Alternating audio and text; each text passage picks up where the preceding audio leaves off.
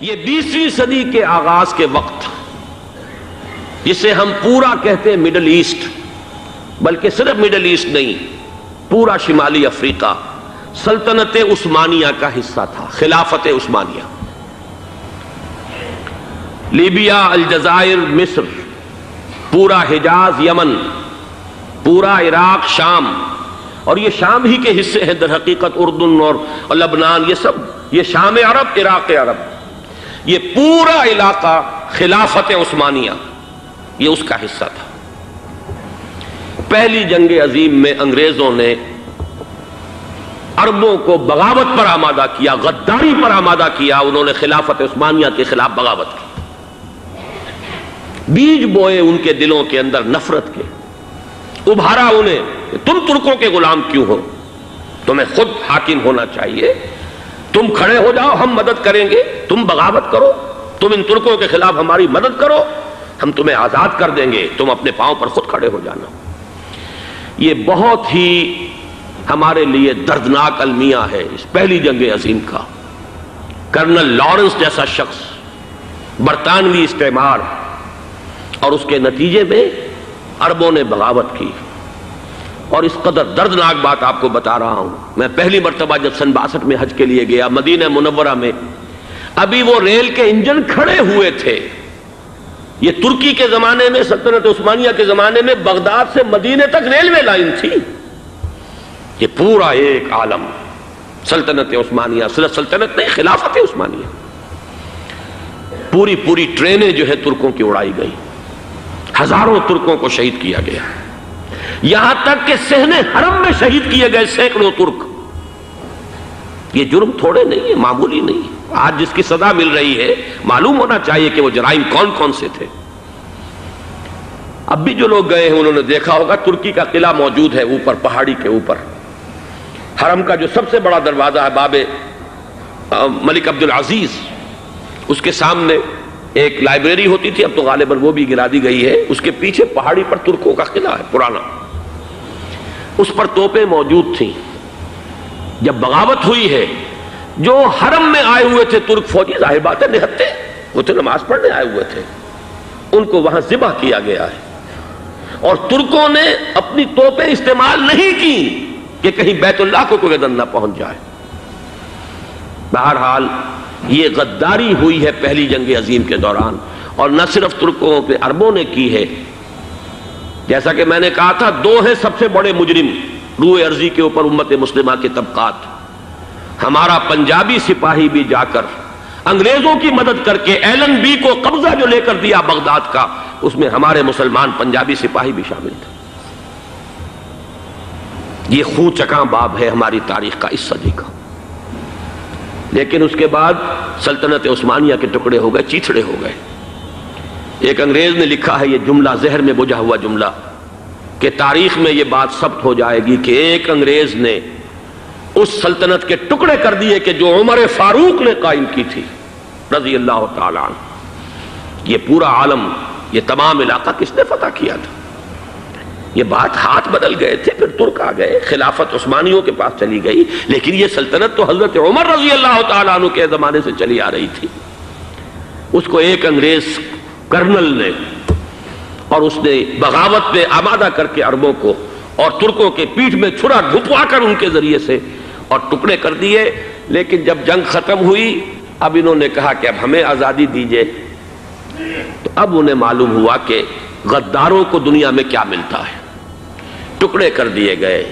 یہ حصہ عراق یہ انگریز کے پاس رہے گا، شام کا یہ علاقہ یہ فرانسیسیوں کے پاس رہے گا، مصر پر انگریزوں کا تسلط رہے گا، لیبیا اطالویوں کے پاس رہے گا۔ لے دے کر یہ جو علاقہ تھا حجاز، چونکہ وہاں کچھ تھا ہی نہیں، بوادٍ غیر ذی زرع، یہ عربوں کے پاس چھوڑ دیا گیا۔ اس وقت جو بادشاہ ہیں شاہ حسین اردن کے، ان کے دادا سب سے بڑے غدار وہی تھے، لہذا ان کو اس علاقے کی بادشاہت دے دی گئی۔ اس کے بعد نجد سے ایک تحریک اٹھی ہے، وہ سعودی جو خاندان ہے وہ نجد سے اٹھا ہے۔ نجد میں اس وقت کچھ بھی نہیں تھا، وہ تو صرف ریت کے تودے تھے اور کچھ بھی نہیں، لہذا ادھر کسی استعماری قوت کو دیکھنے کی ضرورت ہی نہیں تھی۔ وہ تو بعد میں تیل برآمد ہوا اور اس کی حیثیت ہو گئی، اور یہ امارات کا علاقہ جو ہے اس کی دنیا میں اب گویا کہ یوں سمجھیے کہ جو سب سے زیادہ اہم علاقے ہو سکتے ہیں روئے ارضی کے نقشے پر، ان میں سے ایک وہ ہو گیا، لیکن یہ اس وقت کی بات میں کر رہا ہوں، کوئی حیثیت نہیں تھی، لہذا اس کو چھوڑ دیا گیا۔ یہ ہے تاریخی پس منظر، یہ لکیریں جو کھینچی گئی ہیں، یہ ایک ملت اسلامیہ کو جو قومیتوں میں تقسیم کیا گیا، پھر نعرے لگوائے گئے المصر للمصریین الشام للشامیین۔ اب شامی ایک علیحدہ قوم ہو چکے ہیں، مصری ایک علیحدہ قوم ہو چکے ہیں، عراقی ایک علیحدہ قوم ہو چکے ہیں۔ یہ ساری تقسیمیں استعمار کی پیدا کرنا ہے، اس کا کوئی تعلق اسلام کے ساتھ نہیں۔ اب ضرورت تو اس بات کی تھی کہ استعمار کے پنجے جب یہاں سے کچھ ہٹے، دوسری جنگ عظیم کے بعد ایک دور آیا، امریکہ ابھرا ہے دنیا کی عالمی سطح پر سیاست میں، اس کے ہاں کچھ آزادی کے تصورات تھے، اس نے بھی سپورٹ کیا۔ برطانیہ کمزور ہو چکا تھا، وہ اتنے بڑے علاقے کو اب ہولڈ نہیں کر سکتا تھا۔ ہندوستان بھی آزاد ہوا، پھر یہ کہ اور دوسرے علاقوں سے بھی اس کو پسپائی اختیار کرنی پڑی۔ استعمار کے پنجے جس طرح بھی ہوئے، ان کے سینوں سے، عربوں کے سینوں سے جو ہے گویا کہ وہ ہٹے،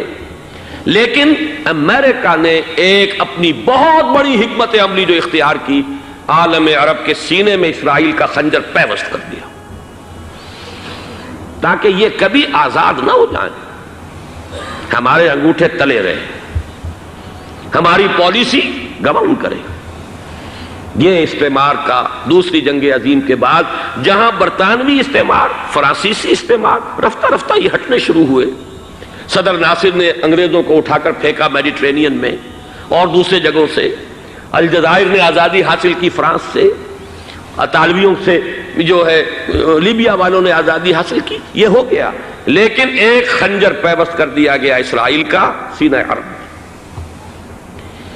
اس صورتحال میں ظاہر بات ہے کہ ایک تو بڑی آئیڈیل پوزیشن تھی کہ پورا عالم اسلام متحد ہو، لیکن وہ تو بہت دور کا خواب معلوم ہوتا ہے۔ علامہ اقبال سے بڑا کوئی نقیب نہیں ہے ملت اسلامی کی وحدت کا۔ ایک ہو مسلم حرم کی پاسبانی کے لیے، نیل کے ساحل سے لے کر تا بخاک کاشغر، لیکن انہیں بھی اپنے لیکچرز میں کہنا پڑا کہ اس وقت جو صورتحال ہے، پورے عالم اسلام کی ایک وحدت بن جانا تو تقریباً ناممکن نظر آ رہا ہے۔ اگر کسی طرح ایک common wealth of Muslim nations وجود میں آ جائے تو بھی بڑی کامیابی ہوگی، لیکن اس سے بھی پہلے یہ تو زیادہ آسان تھا کہ عالم عرب ایک وحدت کی شکل اختیار کر لے۔ یہ تو ایک قوم ہے، اکثر و بیشتر ایک نسل یا زیادہ دو نسلیں کہہ دیجئے، شمالی افریقہ میں بربر نسل بھی ہے، باقی تو سب عرب ہیں۔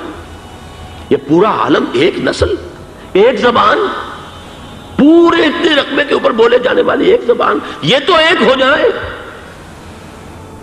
افسوس یہ ہے کہ اس کا ایک ہو جانا، ایک شخصیت ابھری تھی جو مذہبی مزاج کی شخصیت تھی، جو دینی مزاج کی حامل شخصیت تھی، اگر اس کی قیادت میں عالم عرب متحد ہو جاتا تو واقعتاً ایک بہت بڑا جو ہے مرحلہ وہ طے ہو جاتا پوری عالمی ملت اسلامیہ کی ایک وحدت اختیار کرنے کا۔ وہ شخصیت تھی شاہ فیصل شہید کی، اور اس لفظ کے ساتھ ہی آپ کے ذہن میں آ گیا ہوگا کیوں انہیں شہید کر دیا گیا، کس نے کیا کرایا، کہاں سے تعلیم حاصل کر کے آیا تھا وہ جس نے شہید کیا شاہ فیصل شہید کو، اس کی گردن پر کون سوار تھی، وہ یہودی لڑکی کے جس کے فوٹو بھی شائع ہوئے، ایک گردن پر اٹھائے کھڑا ہوا شہزادہ اپنی ایک یہودی دوست کو، لڑکی کو، اور وہی ہے کہ جس نے جا کر پستول سے شہید کیا ہے۔ جان میں اچھی طرح جان لیجئے، جیسے بارہا میں نے عرض کیا ہے کہ حضرت عمر کو شہید کرنے والا کہنے کو ابو لولو فیروز تھا، لیکن اس کے پیچھے پورا ایرانی نسل پرستی کا جو پورا پس منظر ہے، اسے تو ہر شخص جس کی ذرا بھی نگاہ جو ہے جو صرف منظر کو نہ دیکھ رہی ہو، پس منظر کو بھی دیکھنے والی ہو، وہ تو جان لے گی کہ ابو لولو فیروز ایک فرد کا نام نہیں تھا، وہ ایران کا انتقام تھا عالم عرب سے۔ بالکل اسی طریقے سے یہ امریکی استعمار کا ہتھ کنڈا تھا، اسے محسوس ہوا۔ شاہ فیصل مذہبی مزاج کا شخص یہ ابھر رہا ہے، اور یہ شاہ فیصل کی حکمت عملی کا ذرا آپ اندازہ کیجئے۔ لاہور میں سمٹ کانفرنس ہوئی، اس میں وہ آئے، سب سے ٹاورنگ پرسنالٹی پورے اس وقت عالم اسلام کے اندر شاہ فیصل کی تھی، اور وہ گویا کہ ایک بہت ہی جس کو کہا جائے کہ ایک بہت ایلڈرلی، ایک بزرگانہ ایک شخصیت جو ہے، اور انہوں نے اپنی دولت کے دروازے، عرب میں وہ مشہور تھے کہ نہایت خسیس اور بخیل انسان ہے، اس لیے کہ وہاں وہ خرچ کرتے تھے حساب کتاب کے ساتھ، لیکن ان کے خزانے کھلے ہوئے تھے عالم اسلام کے لیے، ادھر بھی مدد ہے، ادھر بھی مدد ہے، ادھر بھی کام ہو رہا ہے، ادھر بھی کام ہو رہا ہے۔ پھر انہوں نے تیل کا ہتھیار استعمال کر کے ایک دفعہ امریکہ کو دن میں تارے دکھا دیے تھے، لہذا ان کا ہٹایا جانا سین سے یہ امریکی استعمار کے لیے لازم تھا۔